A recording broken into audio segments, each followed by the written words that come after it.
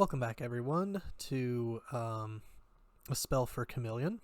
Today we'll be reading Chapter 7, so let's get into it.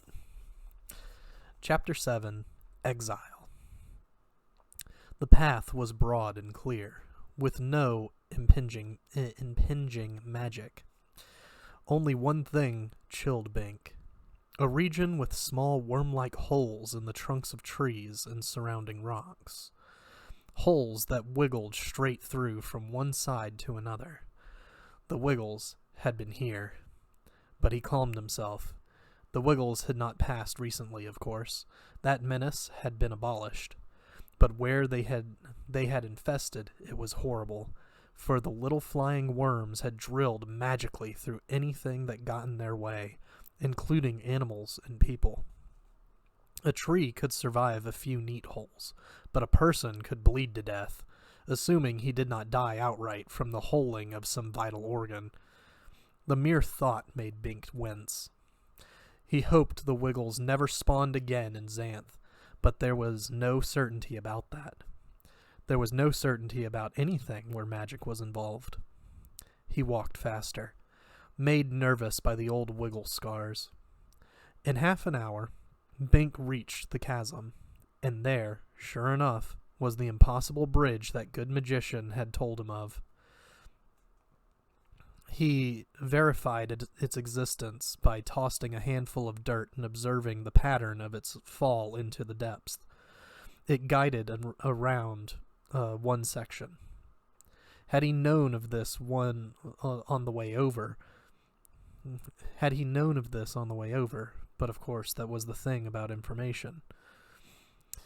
Without it, a person suffered enormous complications. Who would have thought there was an invisible bridge all the way across? Yet his long detour had not been an entire loss.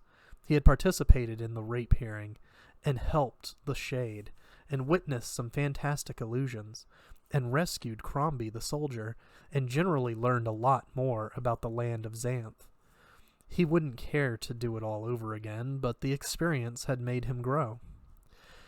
He stepped out onto the bridge. There was one thing about it, the magician had warned him. Once he started across, he could not turn back, or it would dematerialize, dropping him into the chasm. It was a one-way ramp, existing only ahead of him, so he walked across boldly, though the gulf opened out awesomely beneath him. Only his hand on the invisible rail reassured him. He did risk a look down. Here, the base of the chasm was extremely narrow, a virtual crack rather than a valley. The gap dragon could not run here, but there seemed to be no way to climb down the steep cliff slope. If the fall did not kill a person, starvation and exposure would. Unless he managed to straddle the narrowest part of the crack and walk east or west to a better section, where the dragon could then catch him. Bink made it across. All it took was knowledge and confidence. His feet safely on land, he looked back. There was no sign of the bridge, of course, and no obvious approach to it.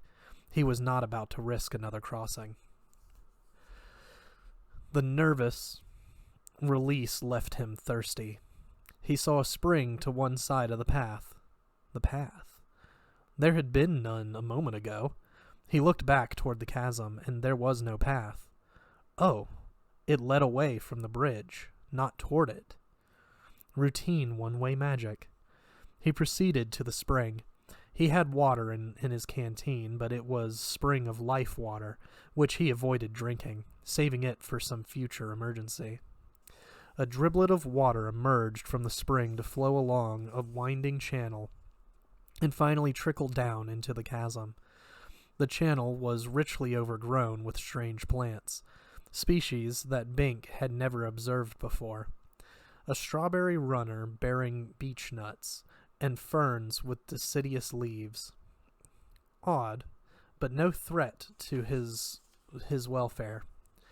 Bink looked around carefully for predator beasts that might lurk near a waterhole, then lay down to put his mouth to the wading pool. As he lowered his head, he heard a fluttering cry above him. "You'll be sorry," it seemed to say. He glanced up into the trees. A bird-like thing perched there, possibly a variety of harpy. She had full woman breasts and a coiled snake-like tail. Nothing to concern him, so long as he kept her distance. He bent his head again and heard a rustle. Too close. He jumped up, drew his knife, moved a few paces, and through the trees sighted an incredible thing. 2 creatures were locked in combat. A griffin and a unicorn.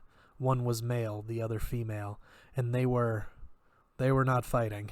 Bink retreated, profoundly embarrassed. They were 2 different species. How could they? Disgusted, he returned to the spring. Now he noted the recent tracks of the creatures. Both unicorn and griffin had come to drink here, probably within the hour.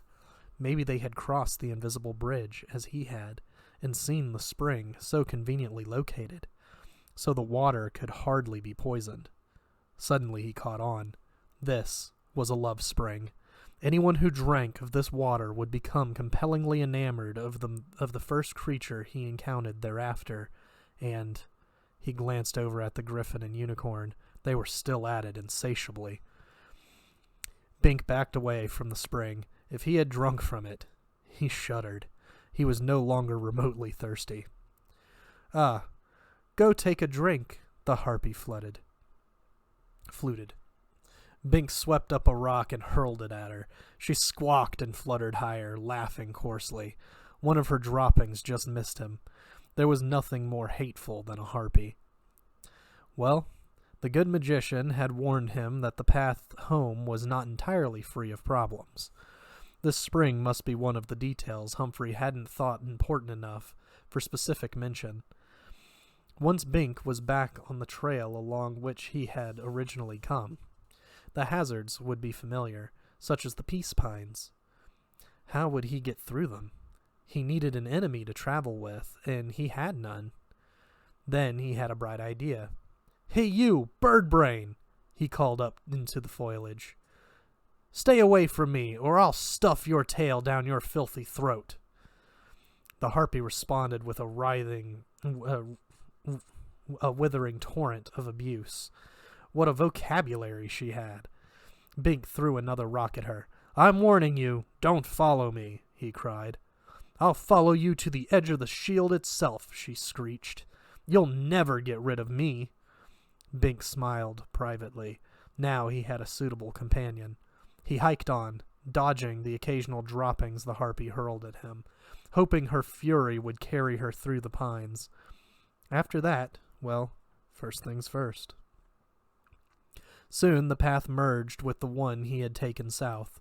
Curious, he sighted along the main path both ways. It was visible north and south. He looked back the way he had just come, and there was only deep forest. He took a step back along where he knew he had passed, and found himself knee-deep in glowbriars. The weeds sparkled as they snagged on his legs, and only by maneuvering with extreme caution did he manage to extricate himself without getting scratched. The harpy laughed so hard she almost fell from her perch. There was simply no path here, this direction. But the moment he faced about again, there it was, leading cleanly through the briars to join the main route. Ah, well, why did he even bother to question such things? Magic was magic. It had no rationale except its own. Everyone knew that. Everyone except himself, at times. He hiked all day, passing the brook where to drink was to become a fish. "Have a drink, harpy." But she already knew of the enchantment, and reviled him with double fury. The peace pines. "Have a nap, harpy." And the trench with the nickelpedes. "I'll fetch you something to eat, harpy." But actually, he used the repellent the good magician had provided, and never even saw a nickelpede. At last, he stopped at a farmhouse in the centaur territory for the night. The harpy finally gave up her chase. She dared not come within range of a centaur bow. These were older creatures, unaggressive, interested in the news of the day.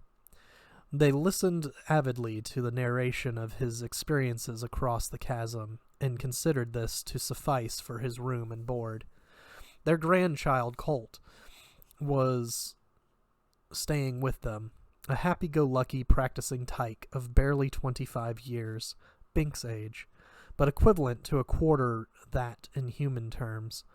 Bink played with him and did handstands for him. That was a trick no centaur could do, and the colt was fascinated. Next day he traveled north again, and there was no sign of the harpy. What a relief. He would almost have preferred to risk the peace pines alone. His ears felt indelibly soiled after the day of her expletives. He passed through the remainder of the centaur area without encountering anyone. As evening approached, he reached the north village. "Hey, the spellless wonder is back!" Zink cried. A hole appeared at Bink's feet, causing him to stumble involuntarily. Zink would have made a wonderful companion for the pines. Bink ignored the other holes and proceeded toward his house. He was back all right. Why had he bothered to hurry? The examination was held next morning, in the outdoor amphitheater. The royal palms formed colonnades, setting off the stage area. The benches were formed from the projecting convoluted knees of a giant dryland cypress tree. The back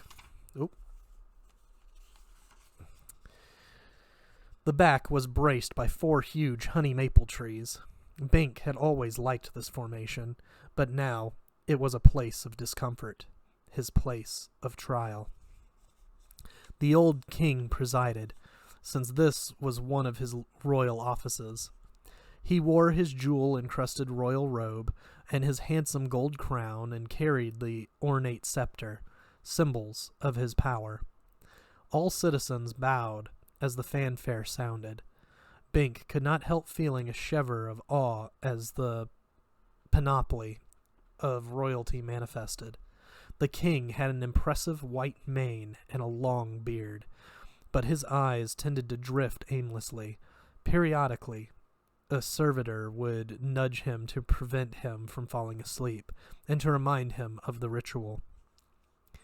At the start, the king performed his ceremonial magic by generating a storm. He held his pulsate hands high and mumbled his invocation. At first, there was silence. Then, just as it seemed the magic had failed entirely, a ghostly gust of wind passed through the glade, stirring up a handful of leaves. No one said anything, though it was evident that this manifestation could have been mere coincidence. It was certainly a far cry from a storm, but several of the ladies dutifully put up umbrellas, and the master of ceremonies quickly proceeded to the business at hand. Bink's parents, Roland and Bianca, were in the front row, and so was Sabrina, fully as lovely as he had remembered her. Roland caught Bink's eye and nodded encouragingly, and Bianca's gaze was moist, but Sabrina's eyes were downcast. They were all afraid for him. With reason, he thought. "What talent do you proffer to justify your citizenship?" the master of ceremonies asked Bink. He was Munley, a friend of Roland's. Bink knew the man would do everything he could to help, but he was duty-bound to follow the forms. Now it was upon him. I can't show it," Bink said, "but I have the good magician Humphrey's note that I do have magic." He held out the note with a trembling hand. The man took it, glanced at it, and passed it to the king. The king squinted, but his eyes were so watery that he evidently could not read it. "As your majesty can see," Munley murmured discreetly, "it is a message from magician Humphrey, bearing his magical seal." This was a picture of a flippered creature balancing a ball on its snout. It states that this person possesses an undefined magical talent. Something like fire lighted the old monarch's ashy eye momentarily. This counts for naught, he mumbled. Humphrey is not king. I am. He let the paper drop to the ground. But, Bing protested. The master of ceremonies glanced at him warningly, and Bink knew it was hopeless. The king was foolishly jealous of the magician Humphrey, whose power was still strong, and would not heed the message. But, for whatever reason, the king had spoken. Argument would only complicate things. Then he had an idea. I have brought the king a present, Bink said. Water from a healing spring. Munley's eyes lighted. You have magic water? He was alert to the possibilities of a fully functional king. In my canteen, Bink said. I saved it, see? It healed my lost finger. He held up his left hand. It also cured my cold, and I saw it help other people. It heals anything instantly. He decided not to mention the attached obligation. Munley's talent was the conjuration of small objects. With your permission. Granted, Bink said quickly. The canteen appeared in the man's hand. This is it? Yes. For the first time, Bink had real hope. Munley approached the king again. Bink has brought a gift for your majesty, he announced. Magic water. The king took the canteen.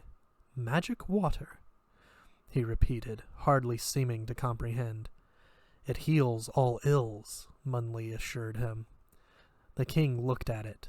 One swallow, and he would be able to read the magician's message, to brew decent storms again, and to make sensible judgments. This could reverse the course of Bink's demonstration. You imply I am sick, the king demanded. I need no healing. I am as fit as I ever was. And he turned the canteen upside down, letting the precious liquid pour out on the ground. It was as if Bink's lifeblood were spilling out, not mere water. He saw his last chance ruined by the very senility he had thought to alleviate. On top of that, now he had no healing water for his own emergencies. He could not be cured again. Was this the retribution of the spring of life for his defiance of it? To tempt him with incipient victory, then withdraw it at the critical moment? Regardless, he was lost. Munley knew it too. He stooped to pick up the canteen, and it vanished from his hand, returned to Bink's house. I am sorry, he murmured under his breath, then loudly, Demonstrate your talent. Bink tried. He concentrated, willed his magic, whatever it might be, to break its guise and manifest. Somehow. But nothing happened. He heard a sob. Sabrina? No. It was his mother, Bianca. Roland sat with stony face, refusing by his code of honor to let personal interest interfere. Sabrina still would not look at him. But there were those who did. Zinc, Jama, and Potiphar were all smirking. Now they had reason to feel superior. None of them were spellless wonders. I cannot, Bink whispered. It was over. Again he hiked. This time he headed westward, toward the isthmus. He carried a new staff and a hatchet and his knife, and his canteen had been refilled with conventional water. Bianca had provided more excellent sandwiches, flavored by her tears. He had nothing from Sabrina. He had not seen her at all since the decision. Xanth law did not permit an exile to take more than he could conveniently carry, and no valuables, for fear of attracting unwanted attention from the mundanes. Though the shield protected Xanth, it was impossible to be too safe. Bink's life was essentially over. for he had been exiled from all that he had known. He was in effect an orphan. Never again would he experience the marvels of magic. He would be forever bound, as it were, to the ground, the colorless society of Mundania. Should he have accepted the offer of the sorceress Iris? At least he could have remained in Xanth. Had he but known, he would not have changed his mind. What was right, and wrong was wrong. The strangest thing was that he did not feel entirely despondent. He had lost citizenship, family, and fiancée, and faced the great unknown of the outside. Yet there was a certain quixotic spring to his step. Was it a counter-reaction buoying his spirit so that he would not suicide? Or was he in fact relieved that the decision had at last been made? He had been a freak among the magic people. Now he would be among his own kind. No, that wasn't it. He had magic. He was no freak. Strong magic, magician caliber. Humphrey had told him so, and he believed it. He merely was unable to utilize it. Like a man who could make a colored spot on the wall when there was no wall handy. Why he should be magically mute he did not know, but it meant that he was right. The decision of the king, wrong. Those who had not stood by him were better off apart from him. No, not that either. His parents had refused to compromise the law of Xanth. They were good, honest people, and Bink shared their values. He had refused a similar compromise when tempted by the sorceress.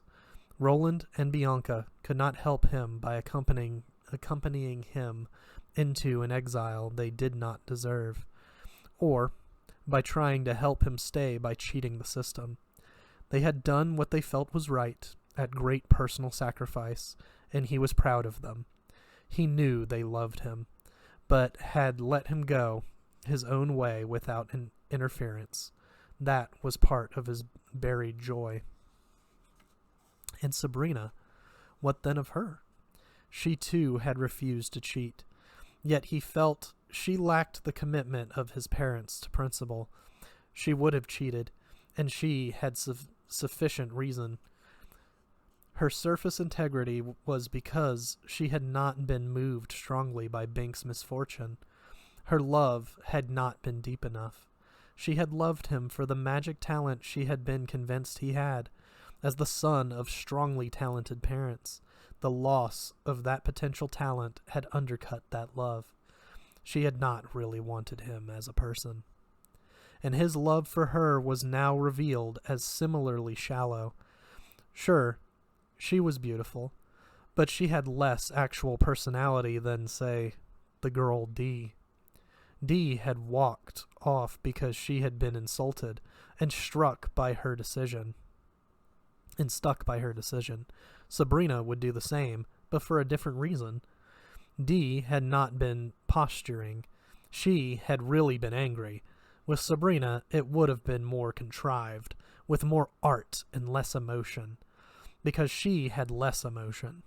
She cared more about appearances than the reality. Which reminded Bink of the sorceress Iris again, the ultimate creature of appearances. What a temper she had. Bink respected temper. It was a window to the truth at times when little else offered. But Iris was too violent.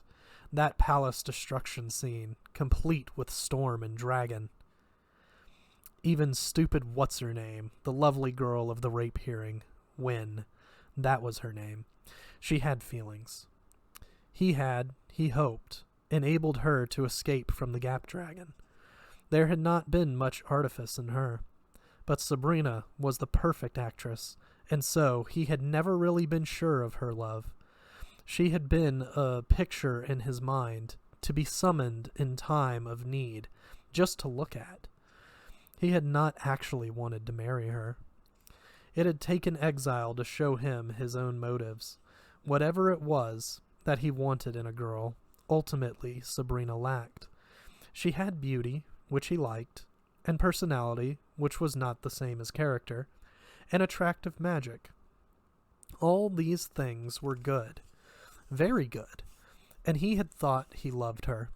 But when the crisis came, Sabrina's eyes had been averted. That said it all. Crombie the soldier had spoken truly. Bink would have been a fool to marry Sabrina. Bink smiled. How would Crombie and Sabrina have gotten along together? The ultimately demanding and suspicious male, the ultimately artful and protean female. Would the soldier's inherent ferocity constitute a challenge to the girl's powers of accommodation? Would they, after all, have fashioned an enduring relationship? It almost seemed they might. They would either have an immediate and violent falling out, or a similarly spectacular falling in. Too bad they couldn't meet, and that he could not be present to observe such a meeting.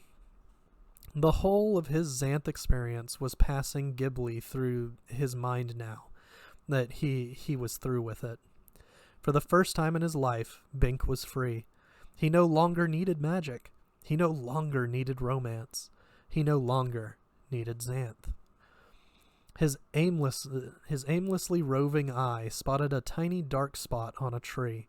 He experienced a sudden shudder. Was it a wiggle wound? No, just a discoloration.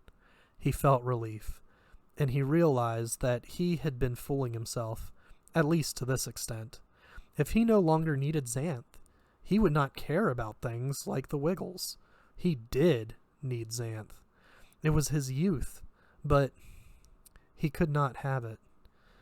Then he approached the station of the shield man, and his uncertainty increased. Once he passed through the shield, Xanth and all its works would be forever behind him. "What are you up to?" the shield man asked him. He was a big, fat youth with pale features, but he was part of the vital net of magic that formed the barrier to outside penetration of Xanth. No living creature could pass the shield.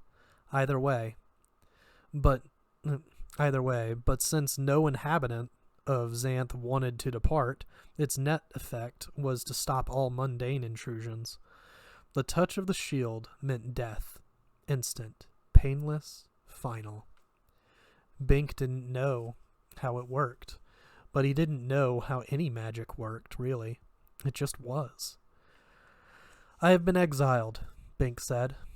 "You have to let me through the shield." He would not, of course, attempt to cheat. He would leave as directed. Had he been inclined to try to avoid exile, it would not have worked. One villager's talent was spot location of individuals, and he was now tuned to Bink.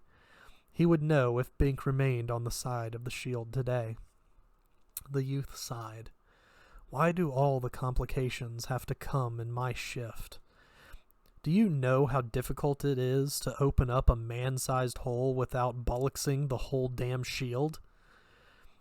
"I don't know anything about the shield," Bink admitted, "but I was exiled by the king, so—" "Oh, very well. Now look, I can't go with you to the shield. I have to stay here at my station, but I can make an opening spell that will cancel out one section for 5 seconds. You be there, and you step through on schedule, because if it closes on you, you're dead." Bink gulped.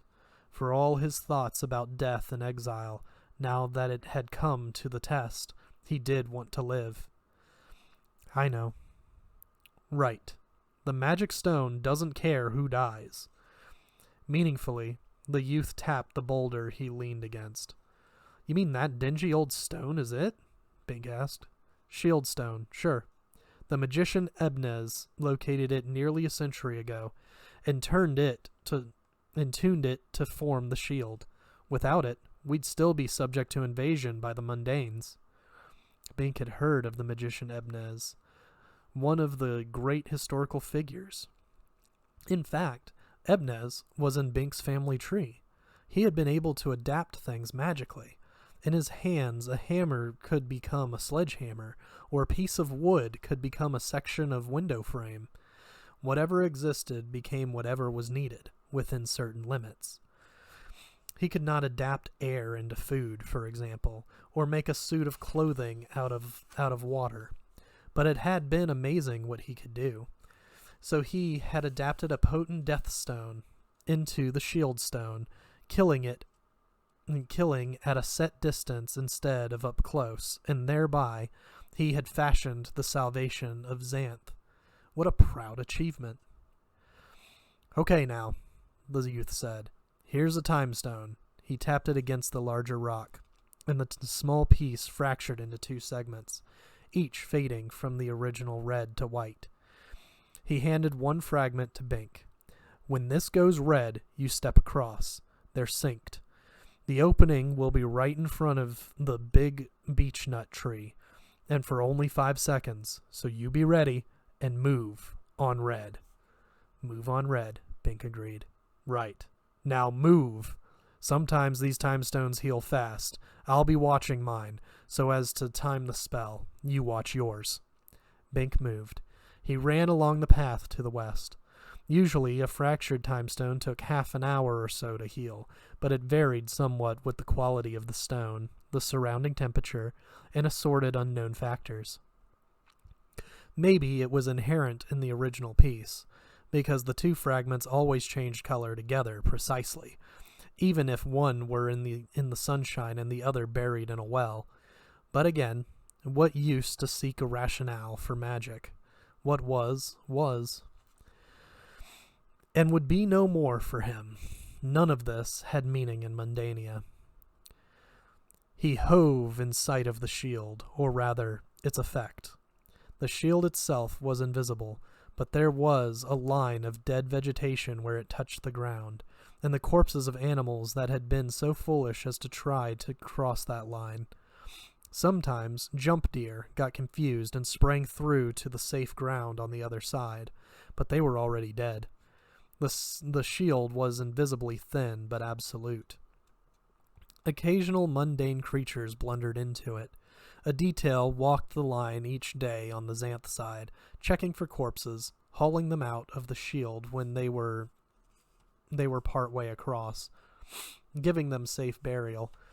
It was possible to handle something that lay across the shield, so long as the living person did not touch it himself.